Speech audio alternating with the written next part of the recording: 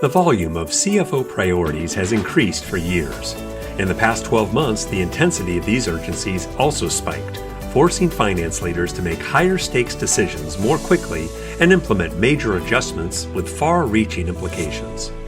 This is Kevin Donahue, Senior Director with Protiviti, welcoming you to a new edition of Powerful Insights. Results from the latest Global Finance Trends Survey, conducted by Protiviti, show that CFOs recognize the volume and magnitude of the challenges bearing down on them and their finance groups as they prioritize ESG, generative AI, business planning and analysis, talent management, and much more. The results of this study are available in our new report, Accelerate, Assessing CFO and Finance Leader Perspectives and Priorities for the Coming Year. This is available at protiviti.com/finance survey. I recently sat down with Protiviti Managing Directors Kerry, Buchar, and Wright to discuss some of the major findings from our study. Chris is the global leader of Protiviti's Business Performance Improvement Group. Kerry is a leader in the BPI practice with experience in accounting and finance transformation. Kerry, thanks for joining me today. Thank you, Kevin. Glad to join. And Chris, thank you for joining me once again. Great to speak with you. It's good to be with the both of you. So Chris, let me ask you our first question. And I want to start with ESG. The top priority in the coming year for CFOs and finance leaders, according to our survey results, is ESG metrics and measurement. This has been rising up the ranks in our study over the past several years, but its appearance at the top is still eye-opening. What are some of the factors at play that are driving these ESG concerns? Kevin, that's a great question. What we're seeing is that the stakeholders are speaking. So it's not just the investors, it's the lenders, the insurers, employees. Very importantly, customers are requiring the data so that they can do their ESG reporting. And so they're speaking regularly and they're speaking actively. And at the same time, the regulators and the standard setters are starting to weigh in one at a time. So the ISSB has implemented certain standards for sustainability reporting. The Committee on Sponsoring Organizations of the Treadway Commission, COSO, helpfully came out with an interpretation that provides some comfort to CFOs and others about how to do ESG reporting, because it's the muscle memory of how to do financial reporting. And the European Union has come out with the CSRD requirements, which applies not only to companies headquartered in the EU, but also to companies that have operations in the EU. So there's a regulation with a due date and a known quantity of work that needs to be done between now and then. And then everyone's still waiting for the SEC to weigh in the United States. But in the absence of the regulators, it's really the stakeholders, customers in particular, that have been driving this kind of activity. And Chris, you made an important point. I want to stress that and make sure I understand it. In terms of stakeholders and their expectations, this is not necessarily about regulatory reporting, right? It's just about information they want to see from their vendors or the companies that they're working with. Kevin, in surveys over the last several years, we've noted that the CFOs are increasingly being viewed as the purveyors of all data. And so that ESG reporting is the CFO's job, whether she wants it or likes it or not. It's just part of the remit. And marketing is filling in information for requests for proposal. Employees are responding to questionnaires, customers are inquiring about the ESG profile of their vendors, and it all comes back to the CFO or the controller's office, because they're focusing on the fact that with all of those various sources of questions, they want to make sure that they're being consistent in the answers and in the source for those answers. That's great. Thanks, Chris. So we know ESG was a major theme in this year's results. Kerry, another critical set of priorities that came out of our results is linked to the impact of inflation and perhaps by extension, broader business planning and analysis, or BP&A capabilities. It's been well documented that many or most organizations have been focused on cost optimization over the past year. I know we've talked a lot about it in our thought leadership, on our blogs and so forth. What are some specific BP&A related measures and supporting technology tools that finance organizations are pursuing? No, great question, Kevin. I would say some of the measures that I see companies taking to drive cost containment. One, upgrading, if you will, their budgeting and forecasting process to include scenario planning, leveraging data-driven models and data analytics to really help leaders navigate external factors such as impacts of inflation and rising interest rates. These enhanced features really help further identify cost-saving opportunities, monitoring spending patterns, and really help predict future expenses. Another piece we're seeing as part of the budgeting process, companies are taking a bottoms-up or a zero-based budget approach. So that helps them understand all the costs that are needed to run the business and not just the costs that they happen to be carrying forward from last year's budgets or budgets from 2 to 3 years ago. So they're really taking a clean look at what is built in their numbers. Also, implementing process improvement and automation is very common for most companies.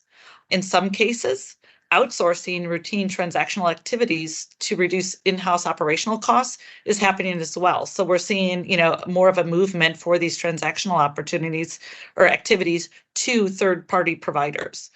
And of course, companies are controlling costs through reviewing and implementing strict expense policies, such as limited discretionary spending, controlling traveling, and having strict scrutiny over their vendor contracts. In terms of tools, we are certainly seeing from the results of our survey that more and more companies are implementing budgeting and software tools, specifically like Adaptive, OneStream, and Anaplan to really simplify the FP&A process and improve that cost control. It helps them give them more transparency into the numbers. I'm also seeing a big uptick in Power BI and Tableau to assist in the cost analysis and helping CFOs really make that data-driven decision. Also, from a company-wide perspective, we are seeing organizations implement or upgrade their ERPs, SAP, Oracle, to enable that integrated financial management across the company, also to improve efficiency and cost control access across the organization. Overall, though, I would say having the ability to see far enough into the details with their standard reports, not only financial and operational, but also the KPI and metrics reporting is essential to understand the what, the who, and the why of not meeting cost reduction targets. So having that insights down to the right level of detail to hold the owners who are making the assumptions, the decisions, the calculations accountable is critical to the success of a company monitoring and really taking action necessary to contain their cost. Thanks, Kerry. A follow-up question for you on this. We've heard so much about BP&A over the past 2 years, technology tools available. Do you think we've reached a bit of a tipping point where more finance organizations are going to be jumping into the fray, as it will, with employing these techniques and tools, where prior to this point, it was more of a nice to have. Now it's really a need to have, and you're going to be way behind if you're not employing these sorts of capabilities? Yes, without a doubt. I'm seeing this across the board. And as I had mentioned before, if companies aren't upgrading their ERPs or investing in the Anaplans or the adaptives, at a minimum, they're coming to us and saying, we need some sort of a tool outside of Excel, right? So that is really kind of, if they don't have a big budget, they're going to the Power BIs, they're going to the Tableaus, at least to get some sort of further analytical power, if you will, into their reporting. Fantastic. So, Chris, I want to keep on the technology theme and ask you about the technology topic of the day or the year, generative AI.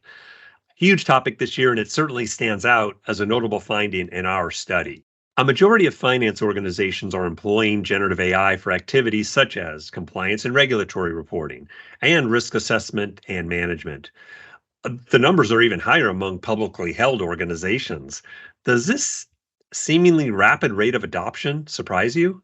No, Kevin, it doesn't. And a lot of the dynamics Kerry described in talking about the tools that folks are using suggests that, as we've noted in successive surveys, that the CFO organizations have become more tech and innovation focused over time. And this is sort of the latest evolution and extension of that.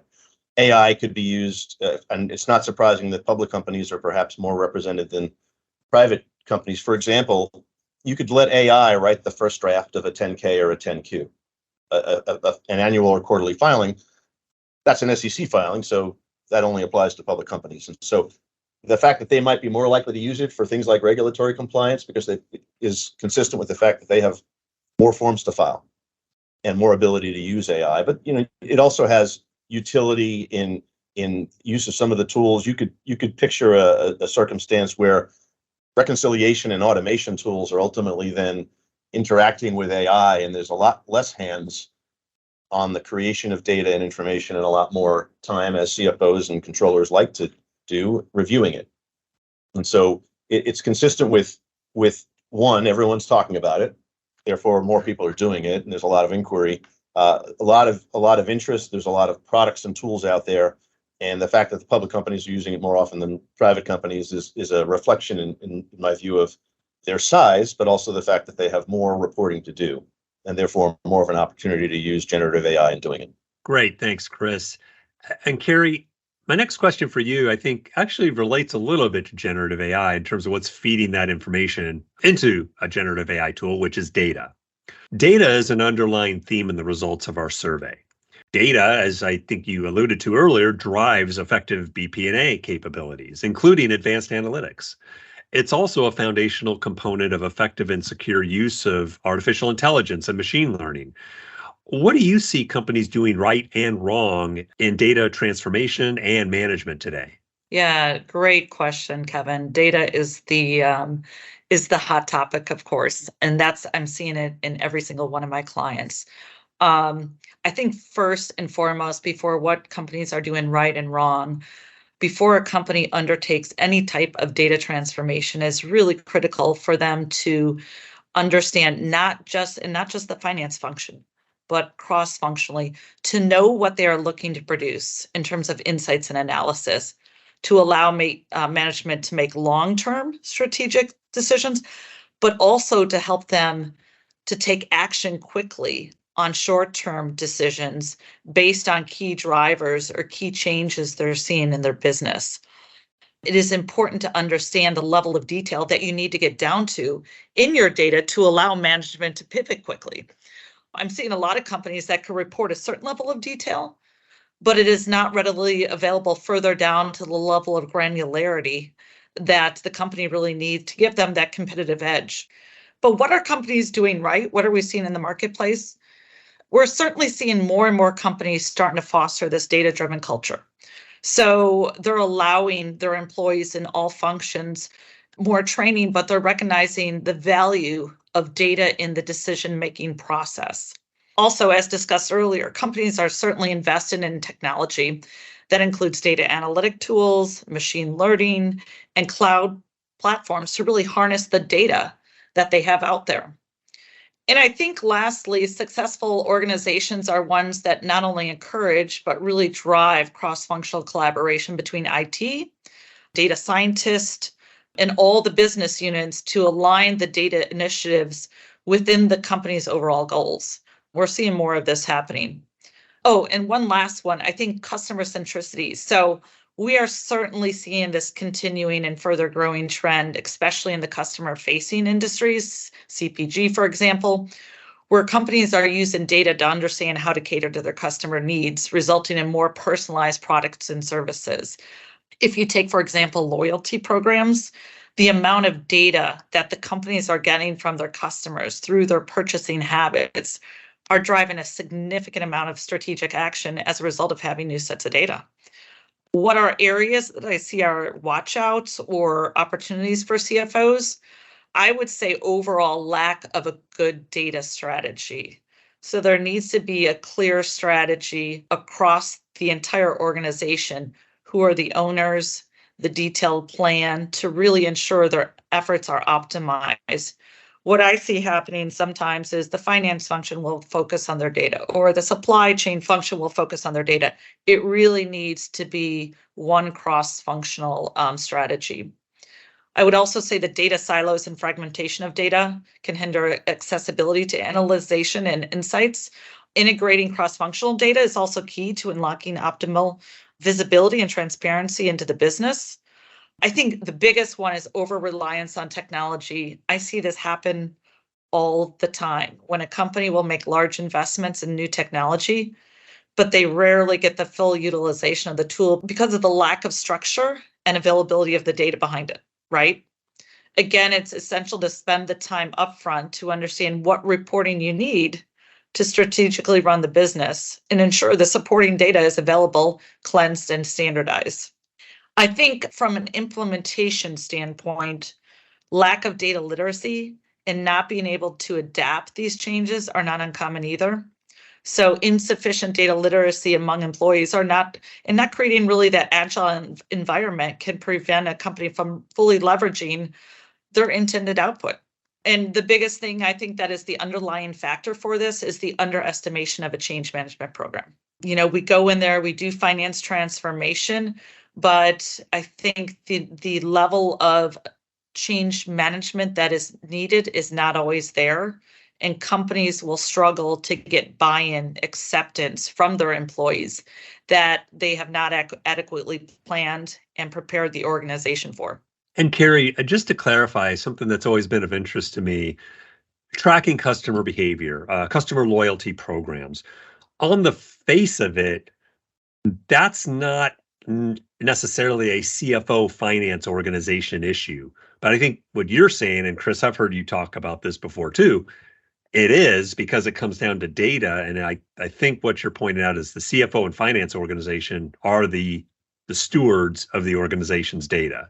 Yes, no, and that's correct. And this is where it gets back to that cross-functional view, right? Because if you're seeing that 80% of your customers are in a loyalty program and there's actions you could take to give out further discounts, how does that impact the revenue? Or buy one, get one free to these customers. How is that impacting revenue growth? That's all a part of data and analytics and analyzing kind of the different strategic actions you could take. Great. I want to throw in a quick reminder for our listeners that our research report, Accelerate Assessing CFO and Finance Leader Perspectives and Priorities for the Coming Year, is available on Protiviti's website. A couple more questions for both of you. The first relates to talent. Chris, I'll have you chime in first on this one. Talent is another standout priority in the results of our survey. Along with data, people drive organizational performance. Even amid the current uncertain economy, a majority of CFOs and finance leaders report that the ability to recruit qualified candidates is a concern for them. Are CFOs today paying enough attention to talent development, succession planning, and culture building? So, Kevin, probably not, but individual results will vary. And there are a number of dynamics in play. Our survey also showed that CFO organizations are relying more on employees than other sources of labor and help than any other category this year than last year. Some of that may be because of cost cutting or consciousness around that. But by doing that, they're putting even more pressure on the talent side of the organization. And unemployment in accounting and finance is closer to zero than any other number. And as a result, while employment is probably frozen because of economic uncertainty, it can unfreeze pretty quickly. And so are they paying enough attention to succession planning? That'll depend on the industry. In some cases, you have generational dynamics because you have, literally, baby boomer, Gen X, millennial type dynamics happening in some industries. In other industries, the dynamic is that it's the type of industry where people, let's say technology, they tend to move around a lot. And so while things are fairly, frozen right now, once that dynamic starts to move, it could move quickly, and succession planning will be just as important as it ever has been, but it'll be activated, if you will. And in case of emergency, break glass will need to be broken, right? And so you have that, and then as Kerry pointed out earlier, when you deal with the IT needs and change management and employee resilience, there's a lot baked into that observation, that very accurate observation. So you need to be recruiting or understanding that you have an employee base that's agile. You can't expect them to just pick up everything without training, so they need to be trained. The change management needs to cover the training, the change management, the after effects, the pre-change socialization. So all of that weighs in on the workforce as well. So you really have a lot of dynamics there. But your broad question, are they paying enough attention to talent development and succession planning and culture building? I don't imagine that anyone would ever think they're paying enough attention. And I think in certain industries, they're probably doing a little bit or a lot less than they ought to, not because of the current dynamic, but because of what could happen as things open up when they do, and how quickly that could move, and how quickly they could find themselves shifting from all that reliance on employees back to maybe the 2022 or 2021 graph, where they were actually using managed service providers and contractors and gig workers and everything else a lot more regularly. And assuming that those resources will be available on a moment's notice may not be the right assumption. Kerry, what are your thoughts on this? Because I was wondering about getting back to some of the technologies and data management and such, if along with this line of questioning around succession planning, are finance organizations paying enough attention to upskilling? I think that's a really good question. Especially given kind of what I talked about earlier and how much change is happening from a data perspective, from a technology perspective, process perspective. It is now even more essential to ensure that you're developing your talent, right? Especially when going through these transformations, not only develop, train, educate, and mentor these employees to keep them up, not only up to speed, but keep them happy. Because to Chris's point, when the floodgates open and people can move around, you want to make sure people are happy with where they're at. So I think that's a critical factor to keep in mind. I think the other oversight when it comes to talent is neglecting the criteria to have the right cultural fit to when hiring. That's another thing I wanted to add to what Chris said. Is hiring and succession planning should not only be targeted on like financial expertise, but also cultural alignment and soft skills. So not taking this into consideration in the hiring process, obviously can lead to untimely interruption to some of the key strategies of a company. And we've all seen it happen at some point or another where somebody just isn't the right fit. So I think that's critical. And the other point is getting back to kind of the upskilling. I think now more than ever, and I'm seeing this especially in the finance function, the need to have more data and analytical expertise is critical. So companies really need to significantly enhance either their internal training and development in this space or hire externally. But I think we're all seeing everybody needs this. So it is really difficult to go find this in the marketplace right now. So if they're not giving the education that is needed internally, that is something that they should be considering. Excellent. Well, this has been a fantastic conversation today. Thank you both. Just one more, maybe quick, maybe not question for each of you. And Kerry, I'll have you respond first to this one. Mm-hmm. Both of you've done, a deep dive into our research results and our report. What would you say are the 1 to 2 things a CFO should take away from our research as they reflect on how to improve their own finance organization? Yeah, great question. Clearly, there is a lot for CFOs to focus on, as we just discussed, right? But if you take a look at our CFO survey results for the top 10 areas that CFO have a priority to focus on over the coming year, 5 of the top 10 include FP&A, impacts of inflation, profitability reporting and analysis, strategic planning, and enhanced data analytics. The underlying requirement for successfully navigating any of these areas is ensuring the data is sufficient, cleansed, standardized, and easily accessible. It's really the underpinning for their success.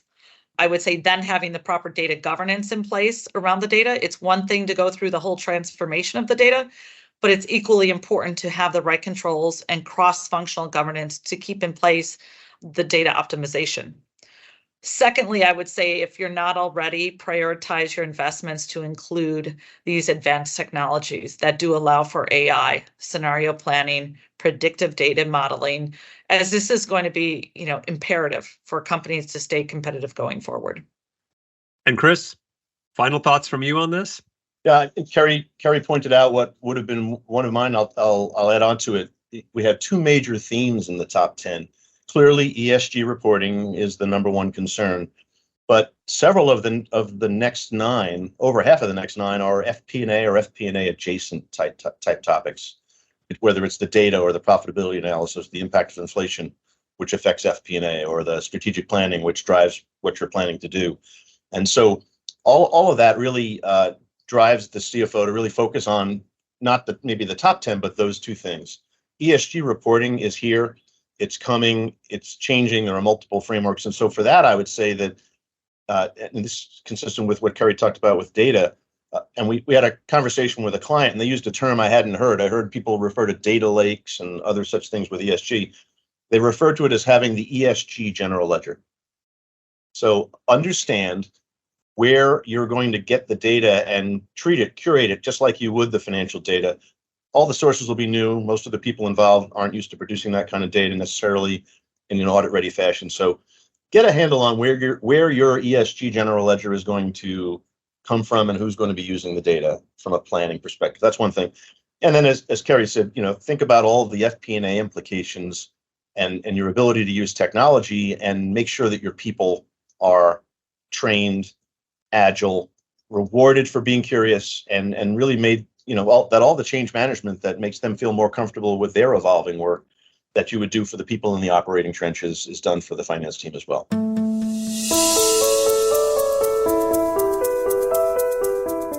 My thanks to Kerry and Chris for joining me to discuss some of the results from the latest Global Finance Trends Survey from Protiviti.